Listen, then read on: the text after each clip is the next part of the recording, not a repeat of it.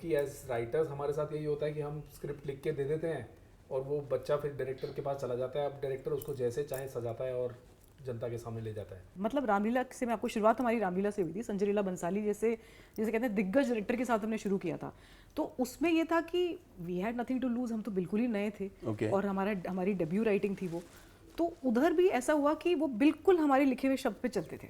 तो हम वहाँ बहुत खुश थे एक्चुअली। सबसे ज़्यादा आप मुझसे पूछेंगे हाँ, तो वहाँ हम बिगड़ गए, मतलब वहाँ से हम हमें बिगड़ क्या गए। डायरेक्टर तो बात हमें लगा सुनते हैं। ऐसे ही होता होगा इंडस्ट्री में, पहली फिल्म में सब डायरेक्टर ऐसे ही काम करते होंगे। हाँ पर बाद में हमको धीरे धीरे जैसे जैसे पता चलने लगा तब हमें लगा कि ये तो ऐसे नहीं हो रहा है। हाँ, तो वो है। चीज़ें बिगड़ रही थी स्क्रिप्ट से आउट ऑफ। मतलब आउट ऑफ ये होता है कि आप पहले जितने चेंजेस कह रहे हैं कह लीजिए, लेकिन सेट पे जाके जब कुछ बदल जाता है या एडिट में कुछ जब बदल जाता है तो अक्सर उसके पूरे मायने बदल जाते हैं। एडिट अपने आप में आप सर समझते हैं, फिल्मों से इतने टाइम से जुड़े हुए हैं कि अगर एडिट होती है तो ऐसा नहीं हो सकता कि हम सडनली कुछ भलता ही कर दें उसके अंदर। हमें स्क्रीन प्ले को ध्यान में रख के चलना है।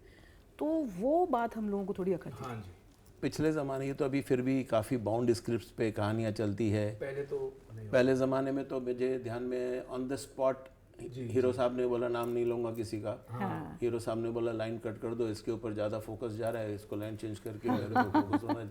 और on the spot script change हो जाती थी और लिखी जाती थी रादर। बिल्कुल अब वो ज़माना नहीं रहा। नहीं सर, अब तो बाउंड स्क्रिप्ट कॉर्पोरेटाइजेशन हो गई है, बाउंड स्क्रिप्ट चाहिए। जी। फिर भी बाउंड स्क्रिप्ट आपने ऐसी कोई लिखी है जिसमें किसी और ने डायरेक्ट किया?